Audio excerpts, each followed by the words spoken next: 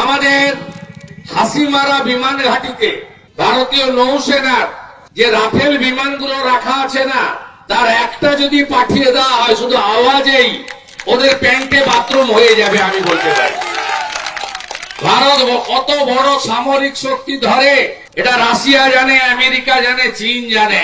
BGB সব ধরনের কাজই করবে, আভ্যন্তরীণও কাজ করবে এবং বর্ডারও কাজ করবে। বিএসএফ এর থেকে কোনো ধরনের উত্তেজনা বা অন্যরকম কোনো কিছু ওটা প্রতিকার করবে হলো বিজিবি। নমস্কার, আপনারা দেখছেন দ্য ইন্ডিপেন্ডেন্ট বেঙ্গল। আমি শিবম। অবশেষে সীমান্তের যে সমস্যা তা নিয়ে কিন্তু সরাসরি মুখ খুললেন ভারতের স্বরাষ্ট্রমন্ত্রী অমিত শাহ। নিঃসন্দেহে বুঝতে পারছেন বর্তমান পরিস্থিতিতে অমিত শাহর মুখ খোলা অত্যন্ত তাৎপর্যপূর্ণ এবং গুরুত্বপূর্ণ।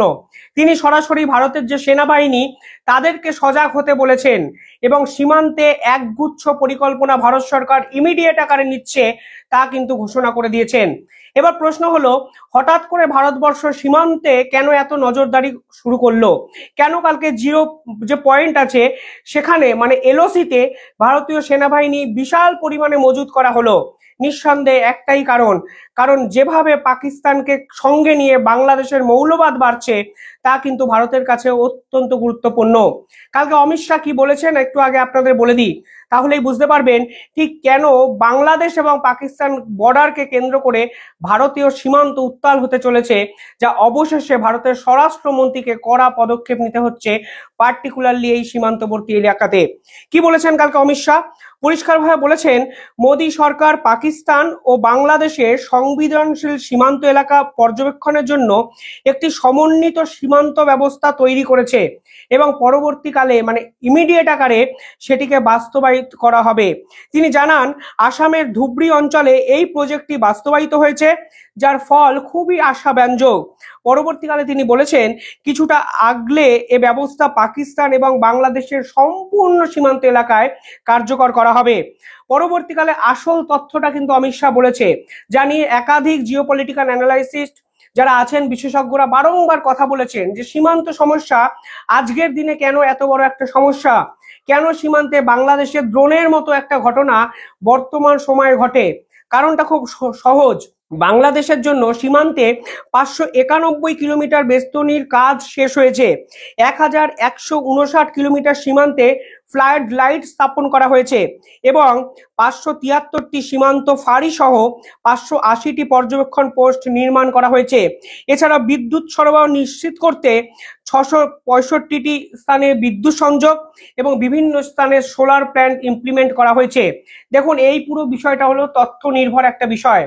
আসল যে কথাটা তা হলো, বাংলাদেশের সাথে এই যে ভারতের যা সীমান্ত, তার টোটাল দৈর্ঘ্য হলো 4669 কিলোমিটার।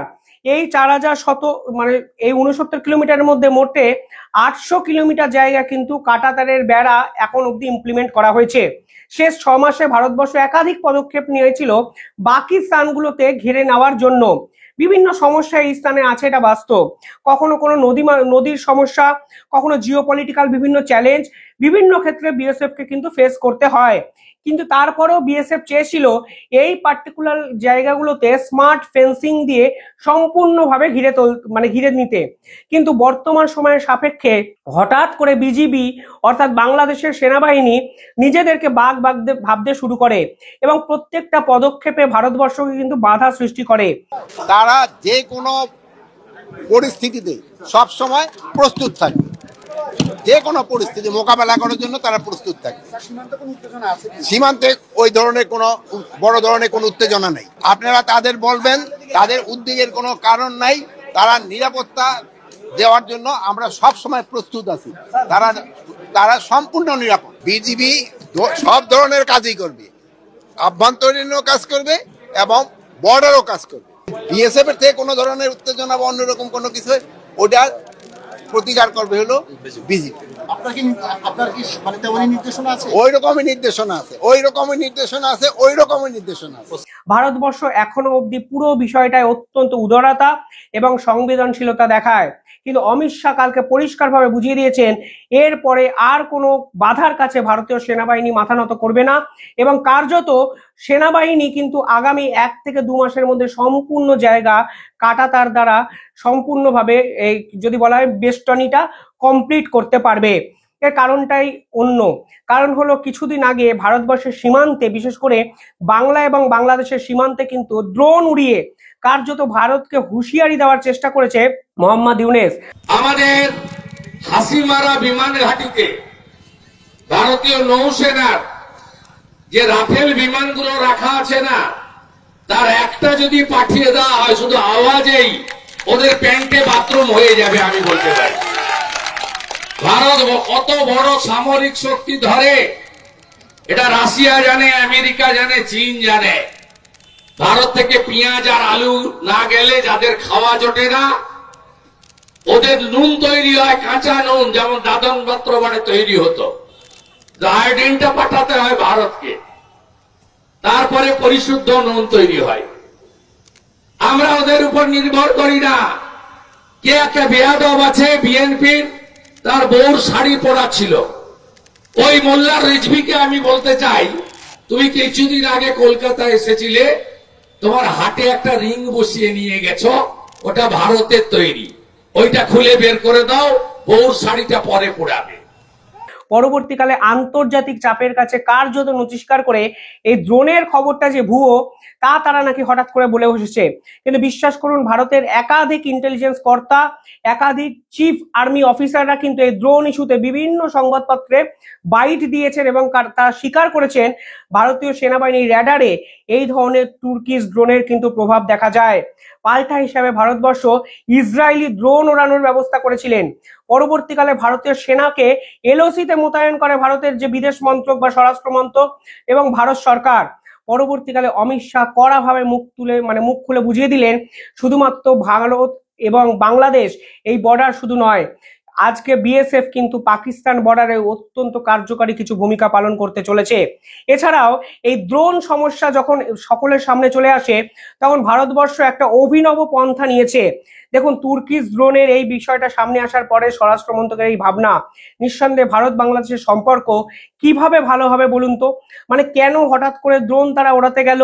যে ড্রোন তারা ওড়ালো সেই ড্রোন কোনো মামুলি ড্রোন নয়, তুর্কি থেকে তৈরি হওয়া একটা ড্রোন। 2014 সালে যা আন্তর্জাতিক বিশেষজ্ঞরা এই ড্রোনে চমকে যায়। এই ড্রোন শুধুমাত্র নজরদারি করে তো শুধু সেটা নয়, মানে ছোটখাটো কোনো মিশনেও অংশগ্রহণ করতে পারে। এরপর ভারতবর্ষ অ্যান্টি ড্রোন ইউনিট ঘোষণা করলো কালকে, এবং এর জন্য ভারতবর্ষ ডিআরডিওর মতো সংস্থার সাহায্য নেবে, বিভিন্ন প্রতিরক্ষা গবেষণা সংস্থার সাহায্য নেবে। অর্থাৎ সীমান্তবর্তী এলাকায় এই তুর্কিশ ড্রোন ওড়ানোর খবরের পর ভারতবর্ষ কিন্তু অ্যান্টি ড্রোন ইউনিট কালকে কিন্তু ঘোষণা করে বসলো, যা নিঃসন্দেহে নজিরবিহীন এবং কড়াভাবে বাংলাদেশকে পাল্টা হুঁশিয়ারি।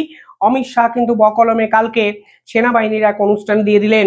আপনারা অপেক্ষা করুন, আমি একজন ভারতীয় হিসেবে, একজন নাগরিক হিসেবে আমার স্থির বিশ্বাস, 71 সালে 1.5 বছর ধরে অত্যাচার হয়েছে, হিন্দু মহিলাদেরকে ধর্ষণ করা হয়েছে, 30 লক্ষ শহীদ হয়েছিল পাকিস্তানের হাত থেকে বাংলাদেশকে উদ্ধার করার জন্য, তার অধিকাংশই ছিল বাঙালি হিন্দু। 30,000 ভারতীয় সেনা শহীদ হয়েছে, আমাদের হাজার হাজার বিএসএফ এর জওয়ান শহীদ হয়েছে, তারপরে বাংলাদেশ তৈরি হয়েছে। পাশাপাশি ভারতের এই মুহূর্তে টেনশন শুধুমাত্র বাংলাদেশ, এটা আমি অন্তত বিশ্বাস করি না। কালকে একটি ভিডিও বার্তা ভাইরাল হয়েছে এবং ইন্টারেস্টিংলি হলো 21 বছর পরে যে ভিডিও বার্তায় যে ব্যক্তিকে দেখা গেছে তার নাম হলো মাসুদ আজহার। অর্থাৎ সেই মাসুদ আজহার, জইশ প্রধান মাসুদ আজহার, যিনি ভারতের মোস্ট ওয়ান্টেড এবং ইন্টারন্যাশনাল ক্রিমিনাল হিসাবে অ্যাক্লেমড, এই রকম একজন ব্যক্তির ভিডিও কালকে ভাইরাল হয়েছে খোদ পাকিস্তান থেকে। এই মাসুদ আজহারকে কিন্তু ভারতবর্ষ নিজেদের হেফাজতে গ্রেফতার করতে সক্ষম হয়েছিল, কিন্তু 1999 সালে কান্দাহার যে বিমান তা কিন্তু হাইজ্যাক করার বিনিময়ে এই মাসুদ আজহারকে ছাড়তে বাধ্য হয়েছিল সে সময় ভারতবর্ষ। অর্থাৎ নেগোসিয়েশনে মাসুদ আজহারের মতো ব্যক্তিকে কিন্তু জেল থেকে ছাড়তে বাধ্য হয়েছিল ভারতবর্ষ। আজ প্রায় 21 বছর পর মানে আজকে সেই ব্যক্তির এরকম একটি ভিডিও ভাইরাল হয়েছে যা নিঃসন্দেহে তাৎপর্যপূর্ণ। কারণ পাকিস্তান কিন্তু এর আগে বারংবার বলতো মাসুদ হাজার তাদের হেফাজতে নেই, মাসুদ হাজারকে স্থান দিয়েছে আফগানিস্তান, তিনি আফগানিস্তানে আছে। কেন ভারতবর্ষ এইরকম ব্যক্তির সঙ্গে পাকিস্তানের নাম জুড়িয়ে পাকিস্তানকে বদনাম করার চেষ্টা করছে? কিন্তু কালকে ইন্টারেস্টিংলি যে মাসুদ হাজারের ভিডিও ভাইরাল হলো তা কিন্তু পাকিস্তান থেকে এসেছে বলে বিশেষজ্ঞরা বলছেন। 30,000 ভারতীয় সেনা শহীদ হয়েছে, আমাদের হাজার হাজার বিএসএফ এর জওয়ান শহীদ হয়েছে, তারপরে বাংলাদেশ তৈরি হয়েছে। 1.5 বছর ধরে অত্যাচার করেছিল।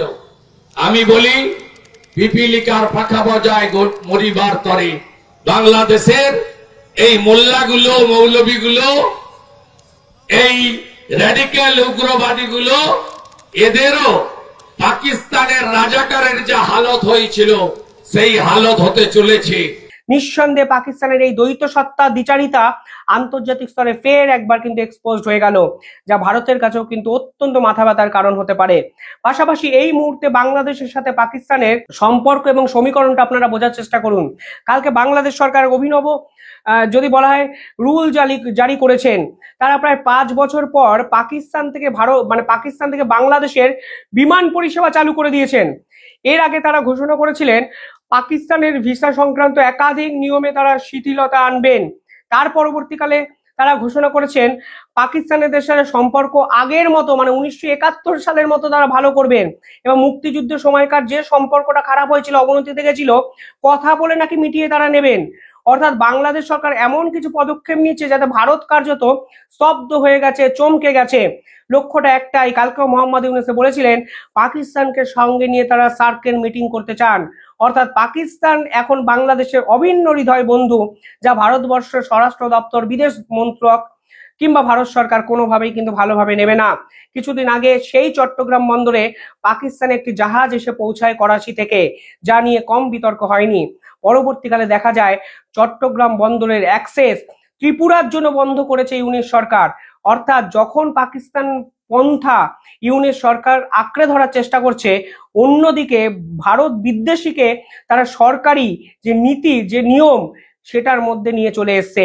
অর্থাৎ পাকিস্তানের জাহাজ চট্টগ্রাম বন্দরে এলো, সেই চট্টগ্রাম বন্দরের অ্যাক্সেস শেখ হাসিনার করে যাওয়া চুক্তি অনুযায়ী ভারতীয়রা যে ব্যবহার করতে পারবে, সেই চুক্তির মান্যতা এখন বাংলাদেশ সরকার আর দিতে চাইছে না। অর্থাৎ প্রত্যেকটি পদক্ষেপে পাকিস্তানপন্থী হতে গিয়ে ভারত বিরোধিতাকে কার্যত হাতিয়ার করে বাংলাদেশ সরকার কিন্তু এগিয়ে যাওয়ার চেষ্টা করছে।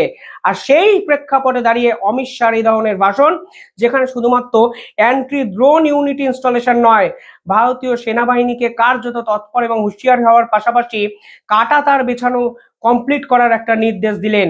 অর্থাৎ যদি আপনারা যুদ্ধ করেন, যুদ্ধের জন্য প্রস্তুত ভারতবর্ষ, যা সরাসরি ভারতের স্বরাষ্ট্রমন্ত্রক কিন্তু কালকে বুঝিয়ে দিল। পাল্টা বাংলাদেশের স্বরাষ্ট্রমন্ত্রক বলেছে বিএসএফ বাড়াবাড়ি করলে বিজেপি লড়াই করবে। অর্থাৎ বাংলাদেশ কি যুদ্ধ চাইছে? এই প্রশ্ন কিন্তু আন্তর্জাতিক মহল তৈরি করতে শুরু করেছে। আর এখানেই ভারতের কাইন্ডনেস দেখাতে হবে।